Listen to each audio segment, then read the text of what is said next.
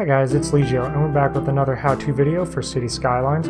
Today we're going to be focusing on the cul-de-sacs. So before we begin, I'd like to remind everyone to please leave a like and or subscribe so that other people can find this video and it can help them out when they're building something. So before we begin, I'd like to list all the mods that you're going to need to do this. You're going to need the Move It mod, the Road Anarchy mod, the No Controller mod or the Traffic Manager Presidential Edition, and Plot the Growables. These are all mods that are compatible with each other, and I assume most of the community has these by now. So to get started, we're going to go ahead and find the roads we want to use. I found a few roads on the workshop that I think look great and they have great road textures. That being the Suburban Street Collection by The Urbanist and the Big Roads by Hockenheim. So I'm going to start off by selecting the 2-lane Suburban Street. I'm going to go ahead and draw it out. I'll go ahead and just do 2 segments, or 20 units. Next, I'm going to go into my medium roads, and I'm going to find a big road. I prefer using the Big Urban Road 6-lane. And then what I'll do is I'm going to come to the end, and I'm going to draw out 3 units. You can go 4 or 5, but 3 typically works best for me. Next, I'm going to go into my node controller. You could also go into your Traffic Presidential mod, but again, I prefer the node controller for this step. You're then going to select this node here where the streets meet. Don't worry about selecting this node right here, the one that kind of looks like a tongue.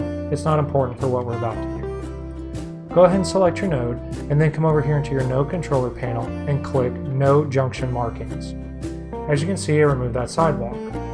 It's very beneficial because we now no longer have to cover up a sidewalk with decals like we would normally have to do the old-fashioned way.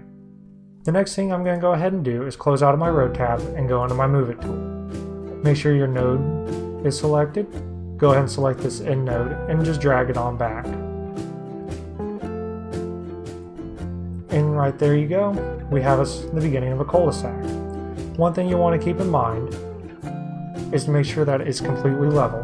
To do this, just select those 2 nodes right there, go into your height object tool, and make sure you align the heights.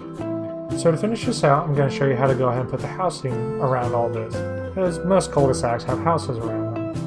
To do this, you're just going to use Move It, and you're going to use the Plot the Growables. I use Find It to go ahead and locate the houses. It's not required to do this, but I do highly suggest using Find It. I'm going to go ahead and just select this 1000 Morgan Street, and I'm just going to place it right there. What I'm then going to do is go into my Move It tool, grab the house, and just drag it where I want it. You can also turn it, and then, since it's a cul-de-sac, a lot of houses end up looking the same anyways. So you can go ahead and just kind of rotate them as you see fit. And there you go. You now have a cul-de-sac. So that's more or less all there is to it. If you want to get more complex and everything, you can go ahead and add bushes and trees like I've done here off screen. And you can add props like a basketball goal, because that'll just give you a little bit more realism in your cul-de-sacs. But I left that off screen because everyone decorates a little bit differently. These are just some ideas for you. I hope you guys found this video useful, and if you did, please remember to leave that like and or subscribe. And as always, keep building, guys. Have a good day.